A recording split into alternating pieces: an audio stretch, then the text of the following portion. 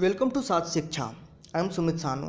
इस वोकैबाइट में हम ऐसे वोकैबुलरी डिस्कस करेंगे जो सभी कॉम्पिटिटिव एग्जाम्स के लिए इंपॉर्टेंट है और आपको इससे स्पोकन इंग्लिश में भी हेल्प मिलेगी। वोकैबुलरीज 3 तरह की होंगी। फर्स्ट, जनरल वोकैबुलरी जो आपके एग्जाम्स में सिनोनिम्स, एंटोनिम्स एंड मिसस्पेल्ड के रूप में आते हैं। Second, one word substitution and third, idioms and phrases. हर एक वोकैबुलरी का मैं इंग्लिश और हिंदी दोनों में मीनिंग बताऊंगा। इन वोकैबुलरीज को मैं सेंटेंस में यूज करके भी दिखाऊंगा जिससे आप इनकी मीनिंग अच्छे से समझ पाएंगे और आपको रटने की आवश्यकता नहीं पड़ेगी। तो आप इस वीडियो को लास्ट तक देखिए। वीडियो के लास्ट में आपसे क्वेश्चन पूछूंगा जिसका आंसर आपको कमेंट बॉक्स में देना है। इस वोकैबाइट की पीडीएफ का लिंक मैंने वीडियो के डिस्क्रिप्शन में दे दिया है, तो उस लिंक पर क्लिक करके आप पीडीएफ ओपन कर सकते हैं। तो चलिए स्टार्ट करते हैं। फर्स्ट वन वर्ड सब्स्टिट्यूशन है bovine. BOVINE, bovine means relating to cattle like. Cattle के अंदर गाय बैल जैसे पशु आते हैं, यानी मवेशी। तो बोवाइन का मतलब है मवेशी से संबंधित या मवेशी जैसा। जैसे बोवाइन पैरासाइट्स। पैरासाइट वर्ड हमने पहले डिस्कस किया हुआ है। जब एक जीव किसी दूसरे जीव पर आश्रित हो और उसमें एक जीव को फ़ायदा होता है, दूसरे जीव को नुकसान होता है, तो जो पहला जीव है जिसे फ़ायदा होता है उसे पैरासाइट कहते हैं। तो गाय में अलग अलग तरह के पैरासाइट होते हैं। जैसे उनके शरीर से चिपका हुआ कुछ कीट होते हैं, कीड़े होते हैं जो उनके शरीर से खून चूसते रहते हैं, तो वो पैरासाइट हो गया। कुछ पेट में रिंगवर्म और टेपवर्म जैसे कीट होते हैं, कीड़े होते हैं। तो इस तरह के जो कीड़े हैं वही बोवाइन पैरासाइट्स हुए। बोवाइन स्पेसीज मीन्स गाय या बैल की अलग अलग प्रजातियाँ। तो बोवाइन का मतलब हो गया कैटल से रिलेटेड, यानी मवेशी से संबंधित। Next is hircine, HIRCINE, hircine means relating to goat like, यानी बकरी से संबंधित, बकरी जैसा। जैसे हर्साइन ओडर। ओडर होता है किसी चीज़ की गंध, तो हर्साइन ओडर का मतलब बकरी जैसी गंध। यहाँ पर एक जैसे 2 वर्ड हमने डिस्कस किए, एक बोवाइन जो गाय या बैल से संबंधित है और हर्साइन जो बकरी से संबंधित है। इस तरह के कुछ और वर्ड्स हमने पहले डिस्कस किए हुए हैं, उनका एक बार क्विक रिवीजन ले लेते हैं। एक था फिलाइन, यानी रिलेटिंग टू कैट, बिल्ली से संबंधित। फिर था केनाइन, यानी रिलेटिंग टू डॉग, कुत्ते से संबंधित। फिर था इक्वाइन, यानी रिलेटिंग टू हॉर्स, घोड़े से संबंधित। फिर था पिसाइन, यानी रिलेटिंग टू फिश, मछली से संबंधित। तो इन सारे वर्ड्स को आप एक साथ याद रखिए। अब फ्रेजल वर्ब है एक ब्रेक इनटू, यानी to enter a building ETC by force, यानी किसी जगह पर ज़बरदस्ती घुस जाना, चोरी करने के पर्पज़ से स्पेशली। जैसे to break into a car, किसी कार में ज़बरदस्ती घुसना चोरी करने के पर्पज़ से। ब्रेक इनटू का एक दूसरा मीनिंग भी होता है to begin laughing, singing, running ETC suddenly, यानी कोई काम अचानक से करने लगना। जैसे अचानक से हंसने लगना, अचानक से गाने लगना, अचानक से भागने लगना। जैसे to break into a laughter, यानी अचानक से ठहाका लगाकर हंसने लगना। To break into a smile, यानी अचानक से मुस्कुराने लगना। ब्रेक इनटू को सेंटेंस में देखते हैं। The thief broke into the house and stole all cash, चोर घर के अंदर ज़बरदस्ती घुस गया और सारा पैसा चुरा लिया। He broke into a run when he saw the police, जब उसने चोर को देखा तो वो अचानक से भागने लगा। तो ब्रेक इनटू का 2 मतलब है यहाँ पर।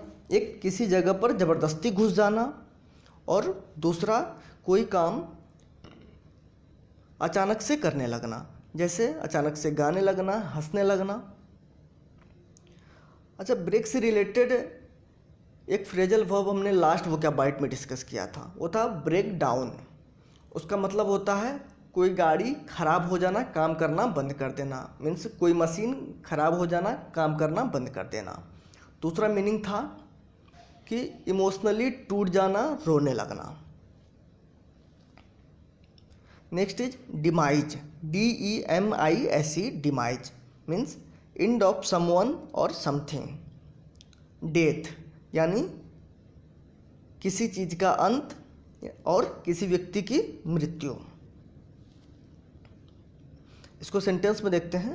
Chauri Chaura incident was the reason for the demise of non cooperation movement. Chauri Chaura कांड असहयोग आंदोलन के अंत का कारण थी। आपको पता होगा गांधी जी के द्वारा चलाया जा रहा असहयोग आंदोलन, प्रदर्शनकारियों पर पुलिस ने गोली चला दी थी। तो उसके जवाब में प्रदर्शनकारियों ने एक पूरे पुलिस स्टेशन को आग लगा दी। उसमें काफ़ी पुलिस वाले मारे गए थे। तो इस हिंसा से स्तब्ध होकर गांधी जी ने असहयोग आंदोलन को ख़त्म करने का निर्णय लिया। तो डिमाइज का यहाँ पर मतलब है असहयोग आंदोलन को ख़त्म करना, उसका अंत करना। The demise of late actor Irfan Khan shocked everyone. पूर्व अभिनेता इरफान खान की मृत्यु से सभी स्तब्ध थे।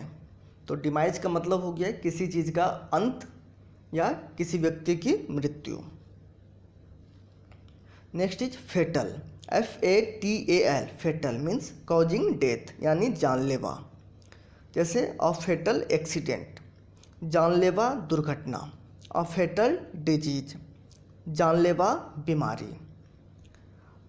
अच्छा, एक वर्ड हमने पहले डिस्कस किया हुआ था, लीथल। लीथल का मतलब भी यही होता है, जानलेवा। जैसे अ लीथल वेपन, जानलेवा हथियार। तो फेटल और लीथल दोनों का मीनिंग सिमिलर है। फेटल का एक और मीनिंग होता है लीडिंग टू फेल्योर और डिजास्टर, यानी जो असफलता या विपदा का कारण बने। जैसे अ फेटल मिस्टेक, ऐसी गलती जिससे बड़ी विपत्ति आ सकती है, जो असफलता का कारण बन सकता है।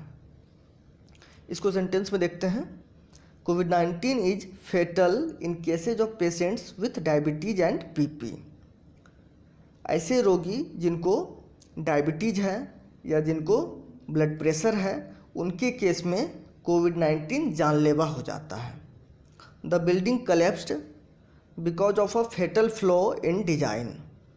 कलेप्स वर्ड हमने डिस्कस किया हुआ, इसका मतलब होता है कोई स्ट्रक्चर, कोई बिल्डिंग, उसका ढह जाना, गिर जाना। फ्लॉ होता है त्रुटि या कमी, दोष। तो the building collapsed because of a fatal flaw in design. Building के डिजाइन में एक त्रुटि होने के कारण बिल्डिंग गिर गई। तो वो फ्लो जो था वो कैसा फ्लो था? फेटल फ्लो था, जिसके कारण बड़ी विपत्ति आ गई, जिसके कारण कोई फेल्योर आ गया। तो फेटल का दो मतलब है यहाँ पर, एक तो जानलेवा और दूसरा ऐसी कोई चीज़ जो दुर्घटना का कारण बने, जिससे विपत्ति का कारण बने, या जो फेल्योर का कारण बने। Next is mortar, MORTAL, mortar means causing death, जानलेवा। जैसे अ मोर्टल इंजरी, ऐसी चोट जिससे जान जा सकती थी, और एक जानलेवा चोट। तो अभी हमने डिस्कस किया फेटल और लीथल, डिस्कस किया मोर्टल। तो इन तीनों का सिमिलर मीनिंग है जानलेवा। मोर्टल का एक और मीनिंग है सब्जेक्ट टू डेथ, यानी मरणशील, जिसका मरना तय हो। जैसे मोर्टल क्रिएचर्स, मरणशील प्राणी। इसको सेंटेंस में देखते हैं। ऑल मेन आर मोर्टल, सभी मनुष्य मरणशील हैं। He met with a mortal accident, वो एक जानलेवा दुर्घटना का शिकार हो गया। तो मोर्टल का दो मीनिंग है, एक मरणशील यानी जिसका मरना तय हो, और दूसरा जानलेवा।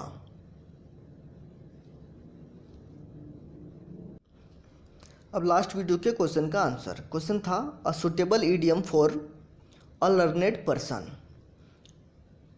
इसका सही आंसर है option number 2, a man of letters. A man of letters का मतलब होता है और लर्नेड पर्सन यानी विद्वान व्यक्ति, या अ राइटर मीन्स लेखक या साहित्यकार। बाकी ऑप्शंस भी देख लेते हैं। अ मैन ऑफ मीन्स यानी धनी व्यक्ति, अ मैन ऑफ वर्ड यानी ऐसा व्यक्ति जो वचन का पक्का हो, अ मैन ऑफ स्ट्रॉ यानी कमज़ोर व्यक्ति। इस तरह के कुछ और इडियम थे जो हमने देखा हुआ है पहले। वो था मैन ऑफ द वर्ल्ड यानी अनुभवी व्यक्ति, एक था मैन ऑफ पार्ट्स यानी बहुमुखी प्रतिभावान व्यक्ति जिसमें ढेर सारे टैलेंट एक साथ होते हैं। अब आपके लिए आज का question, rearing of birds is called. आपके पास 4 ऑप्शन हैं, एपीकल्चर, सेरीकल्चर, पिसिकल्चर एंड एविकल्चर। इन चारों ऑप्शन में से जो भी ऑप्शन सही आंसर होगा वो आपको कमेंट बॉक्स में लिखना है। और कमेंट बॉक्स में आंसर लिखते समय आप ऑप्शन नंबर लिखने की बजाय पूरा आंसर टाइप करने की कोशिश कीजिए, वो भी ऑटो करेक्ट और सजेशन की हेल्प लिए बिना। इससे आपकी स्पेलिंग इम्प्रूव होगी। और जब आप क्वेश्चन का आंसर लिखते हैं तो जो ऑप्शन सही आंसर है उसके अलावा बाकी ऑप्शंस के बारे में आप जो भी जानते हैं वो लिखा कीजिए। इससे आपका रिवीजन होता रहेगा। इस वोकैबुलरी में हमने जितने भी वोकैबुलरी डिस्कस किए हैं उनमें से मोस्टली किसी न किसी एग्जाम्स में पहले पूछे जा चुके हैं और ये बहुत इंपॉर्टेंट है। इसलिए इन्हें आप वीडियो की PDF से नोट करके रिवीजन करते रहिए। और यही रीज़न है कि मैंने हर एक वीडियो के साथ उसका PDF ज़रूर दिया है। और मैं तो यही कहूँगा कि आप डेली मॉर्निंग में उठकर वोकैबुलरी देखा कीजिए। अगर आप ऐसा करते हैं तो आप देखेंगे कि कुछ समय बाद आपके वोकैबुलरी का स्टॉक काफ़ी बढ़ जाएगा। ये वीडियो आपको कैसा लगा हमें कमेंट करके ज़रूर बताइएगा। अगर इस वीडियो से आपको आपके स्टडी में हेल्प मिली तो इसे लाइक करके अपने दोस्तों के साथ शेयर कीजिए। अगर आपने अब तक भी सार्थ शिक्षा को सब्सक्राइब नहीं किया है तो सब्सक्राइब करके बेल आइकन प्रेस कर लीजिए ताकि नेक्स्ट वीडियो की नोटिफिकेशन आपको मिलती रहे। Thanks for watching.